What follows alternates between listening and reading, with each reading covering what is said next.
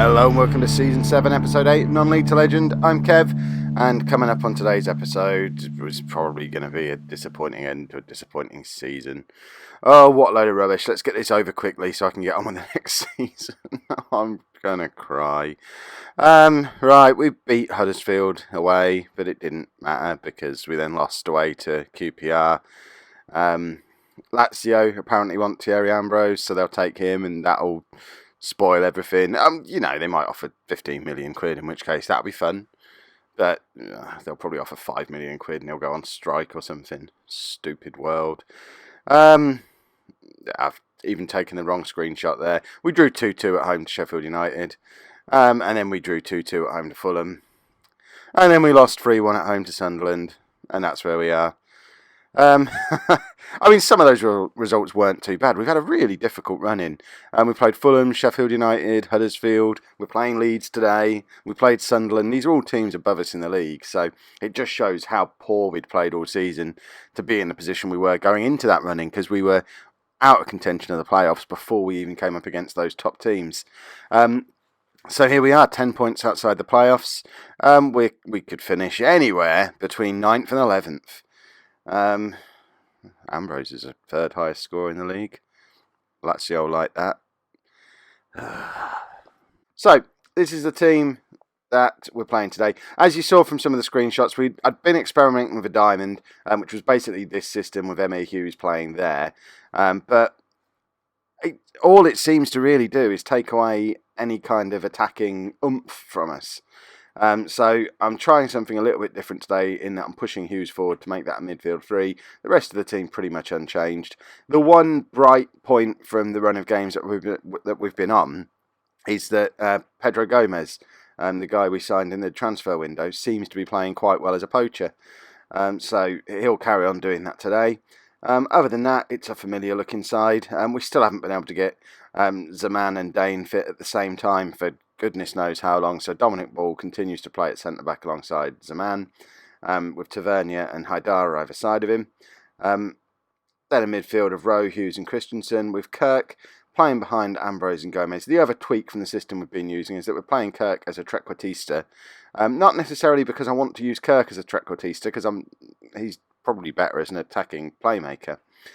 But my plan for next season at the moment is that Gomez is going to slot into that role. He does prefer to play as a trequartista, so I want to get used to playing that kind of system. And then we want a new poacher to go alongside Ambrose. Neither Gomez or Sterling are proper out-and-out strikers, so if we can keep hold of Ambrose, bring in a proper striker to go alongside him, drop Gomez back to there. I'm thinking of funding all this by selling Orr and Delanley. They're both 30 now and we're not playing with wingers anymore. So if we get the kind of offers we've had for them in the past, that could bring 10 million quid in. The midfield three is as good as we can get, I think. We might not have Rowe next season, but even if we don't, we've got Drinkwater, we've got Benyu at the club. We could potentially bring in another guy. I would like to keep Rowe for next season, though, if possible. The place we really need to be investing over the summer is this area here. Hopefully, goalkeeper won't be a problem. Mick will be another year older. The other lad whose name I can't remember, Sotres, hopefully he'll be fit at some point. That would be quite handy. So goalkeeper-wise, we should be sorted. Zaman and Dane, it would be nice to think we could get one of them back on loan next season. If we get both, that's fantastic. But realistically, if we can get one, that would be superb. We then need another centre-back to go alongside them. Tavernier, it can still do a job at right-back. Left-back-wise, Knudsen just hasn't been the same player since he came back. Haidara's too old, so we probably need a left-back as well. So I'm already starting to think for next season. I've got a little short list that I'm assembling.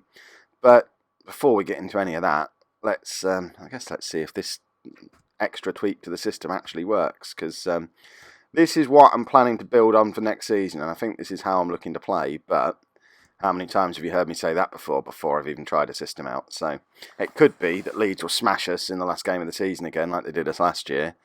In which case, perhaps this isn't the system. Perhaps we need the wingers. Oh, I don't know. It's been a rubbish season. The other thing as well, I'm out of contract in a couple of weeks' time. There have been lots of manager movements. And unlike when I was at this stage at Exeter and I was getting linked with lots of jobs, I've not been linked with a single job during the whole time I've been at Ipswich, the 2 years I've been here. Remy Gard left Fulham like 6 weeks ago, went to manage Swansea in the Premier League, and you would think that would be the sort of job I'd be linked with, maybe. It would have been nice to win the Championship by default with Fulham already there. But no, wasn't even linked. I didn't apply, but I would expect to at least be getting linked with clubs, and that's not really happening. So if I don't get a new contract offer from Ipswich, I'm not really sure where I'm going to end up, because Championship clubs don't seem to be interested. I can understand League One clubs aren't offering me anything because I'm managing the Championship at the moment. Why would I go to them? But if I don't stick at Ipswich, I'm not sure where I'm going to end up. I want to do at least one more year at Ipswich. I keep telling myself the plan was always 3-year plan, get promoted in the 3rd season here. And we are building towards something. It might feel like this season's regression, but when you look at the players we've brought in a lot of very young, talented players. And another season under their belt, some of them have got to start coming good at some point. I mean, the likes of Gomez, Mika, we've got Emmanuel at right back. Even Ambrose is going to get better. Sterling's going to get better. There's a lot of positives to take out of the situation the club's in at the moment. On the negative side, we're running out of money. We're in debt at the moment, like £2 million overdrawn. That should get cleared with the end of season money that's going to come in. But it does mean there's not going to be any transfer money unless we can sell some players, which is why I'm thinking let's get rid of Orr and Delanley, just to make it so that I can't keep switching systems. We've got to carry on playing without wingers because we won't have any. But we're only keeping 20% of our transfer money at the moment. So even if we did sell them for, say, £10 million for the two of them, which is quite optimistic, I suppose, they're another year older, we're only going to have £2 million to spend, which isn't going to buy us a lot. And we've conceded a goal. I mean, I'm not that concerned. We're actually playing quite well. We've had 2 clear-cut chances. We've had more possession. We're creating stuff. So it's not a disaster. And obviously we've got nothing to play for. Leeds are trying to secure a playoff position. So you would expect them to want it more than we do. 3 of our players are lying on the floor when that goal goes in. Says it all. There's not really a lot of changes to make at this point. Leeds look like that's going to be enough to secure them their playoff spot that they're after. It would be nice to get back into the game and show that this system is going to work for us. Let's take Ambrose off, give him his goodbye round of applause, because realistically, if Lazio come in for him, he's going to want to go. So this is probably going to be Thierry Ambrose's last game for the club. So we'll bring Sterling on for him. You can be a deep line. In fact, I might make Gomez the deep line forward and stick Sterling as the poacher. Just make Gomez support. And I was going to take Kirk off as well, wasn't I? In which case, I kind of want to put Gomez back there. Who of you lot can play up front? Probably all of you. Right, you can't. I think Delanley can. Yeah, so we'll stick Delanley up front as the deep line forward. And put Gomez as a trequartista. Let's do that. Because then we get to have a look at Gomez in the position I want to be using him in next season. The other thing, obviously, we've got Managlia, is that his name? He'll be back next season. He's been out on loan. So that's going to be, he could potentially be the striker that we're looking for. He's obviously going to be a year older. Got to come good at some point. We spent a lot of money on him. So there are positives. There you go. Thierry Ambrose has scored with his final touch in an Ipswich shirt. Yeah, I mean, we've not sold him yet, but we're almost certainly going to. So good ball forward from Rowe. Haidara brings it down nicely, slots it across to Ambrose. It's his 28th goal of the season. Where on earth would we be without him? He must have scored 50 league goals for us at least. Probably more than that in the 2 years he's been at the club. So he's too good to be carrying on in the Championship. I think he's 24 years old now. Sooner or later he's got to move on to a club befitting his quality. Gomez should have scored there. He has scored a couple of goals in the little run I've played offline, so I would have expected him to put that away, but it was good to see him getting into that position. That's exactly what I'm going to want him to be doing next season, making those runs from deep. Obviously, would like him to finish them, though. Final substitution. Emir Hughes, I think, is the man to come off. Shall we bring Tommy Orr on to say goodbye? I don't want to change the system too much. But perhaps if we put Orr as the box-to-box midfielder, and just say goodbye to Tommy Orr as well. I mean, Orr and Delaney have been fantastic. If they were 5 years younger, I would be looking to build a team around them as wingers, but they're both getting on a bit. They've probably only got a season or two more at this level left in them. So if we're going to cash in, it's got to be now. And the structure of the rest of the squad, we've got a lot of attacking midfielders, we've got a lot of central midfielders. Kind of need to move away from the wingers. As it happens, that was a pretty good result for the last game of the season. There's hope. This system isn't a complete disaster. Right, let's do a quick recap of the end of the season. I'm not going to go charging off into the future, but we'll have a quick look at the final league table. Have a look at who's been our better performing players. You can probably guess who they've been. But let's look at that final table. So Ambrose finishes as joint second top goal scorer in the division, which for a team that's not been playing well and has finished down in 11th place, that's pretty impressive. 11th place is disgusting. I mean, look at that. To be fair, we were never much higher than that. We never threatened the playoffs this year. Completely different to how we were last season. We'll have a quick look at the squad. So if we sort that by average ratings, James Tavernier started fantastic, got injured for a long time, was fantastic when he came back again. The downside to him is he's now 30 years old. There are clubs in for him that it might be time to sell him to raise some money, purely because we've got Joshua Emanuel, who deputised for Tavernier when he was injured. He's come through the Ipswich youth team, I think. Yeah. He's 24 years old, and he's probably as good as Tavernier. Do we need them both when we're tight for cash? Probably not. We'll sell the 30-year-old version. 3-4 million would be nice. And give Emmanuel the chance to be first choice for next season. Then Ambrose, obviously, played very, very well. Delaney, Runa Rowe came in to replace Andre Dazelle when we sold him. He actually arrived at the club the day Dazelle left. It's meant we haven't missed Dazelle. I would love to get this lad on loan for another season. I don't rate our chances of doing that. Surely Southampton are going to want him back. But he's proved to be a pretty impressive signing. Haidara's done well at left back. Knudsen all the way down here. I think he might finally be past it. He's only 29 years old, but just hasn't had a very good season. In contrast to 2 seasons, and if you actually look back on his history, was last season just a bit of a blip? He's never been that impressive during his Ipswich career. So another one we might look to move on, but we can't rely on Haidara because he's 29 as well. And not that much better than him. I mean, this is the first time he's been a first choice player since he was at Newcastle, 6 years ago? Not the man to rely on, is he? So we need a new left back. Sebastian Kirk, I thought he was going to be a complete flop when we brought him in. He just wasn't doing it out on the wing. He has been good since we've moved him into central midfield, in the attacking midfield position.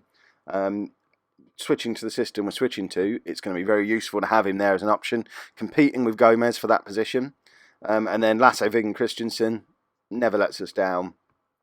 Not quite as good as he was last season. Started the season really, really well, playing as the roaming playmaker. That's why I've moved him back to a roaming playmaker in the tweak we've made to the system today, just because he was so good there early in the season. And the 4-3-1-2 might be a way to stick him back in that position. He performs so well, whilst not leaving a big gaping hole behind him like it does if we try and do it in a midfield too. And then the rest of the squad, not really up to standard. Benyu looks like he could well step up and replace Rowe if we can't re-sign him. He's 24 now. Same situation as Emmanuel, really. He's come through the youth team. Next season, we've either got to play him or get rid of him. And he's probably too good to get rid of. So, time to start playing him. Dane, I would love to bring back in, or Zaman, either or both of those. But, when you look at how talented they are and then look at their average ratings, it shows how weak our defence has been. Tommy Orr confirms why I think his time is probably up. Pretty poor season for him. He's 30 years old now. Not had a great season. I mean, looking at that, his average rating is actually better than last season, as is his goals per game. But, I don't know. 5 million for him, I'd bite your arm off. anyone wants to offer that, let me know in the comments. Emir Hughes has been in and out of the side, so I'll excuse him his poor average rating. I expect him to be a regular next season, playing as the more defensive of the midfield three. And then there you go, that's the rest of the squad. Goals-wise, you can see just how much we've relied on Thierry Ambrose.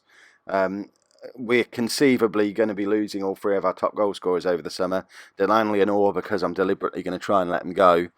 Ambrose because Lazio might not give us the option. So goals are going to be a problem. Sterling's got 5 goals in 5 starts, but you can't really ignore his 34 substitute appearances. And really, next season, it's do or die for Keziah Sterling. He's going to be, well, he turns 24 in November. He's not fulfilling the potential that you would expect him to have. Yes, we've been playing him on the wing a lot. He's going to play up front next season. If he's not getting 10, 15, 20 goals, it's going to be his last season for us, and he's going to start tumbling down the leagues. And no one else has really contributed much in the way of goals at all. Even Dominic Ball, where's he on there? He scored so many goals last season. Not scored a single goal for us this year. He was so threatening from corners. 7 goals last season. Nothing this year. Yes, we've been playing him at fullback quite a lot, so I suppose he's not getting into the same positions from corners, but for the last 3 months of the season he's been playing at centre-back and not scored a single header. So, yeah, very disappointing. Most worryingly, as I've already mentioned, the balance has now dropped down to nearly negative £4 million. We've got no money to spend. We've maxed out our wage budget, and the financial projection is horrific. It's absolutely terrifying. So really, the club need to go up next season, or serious financial problems are going to arise. We're already looking at being on insecure finances. If we don't go up next year, it's administration time. We have problems. If you've enjoyed that episode, make sure you pop a like on there for me. Subscribe to the channel so you don't miss out on the start of Season 8 tomorrow, which I'm 80% sure is probably going to be with Ipswich. I probably won't leave unless either they don't renew my contract, which it does expire soon, doesn't it? Yeah, my contract expires in a month's time. So if they give me a new deal, I'll stay at Ipswich. Otherwise, it's got to be a Premier League club coming in for me to leave. And what Premier League club is going to come in for me? Maybe it's time to head abroad. Who knows? Thanks very much for watching.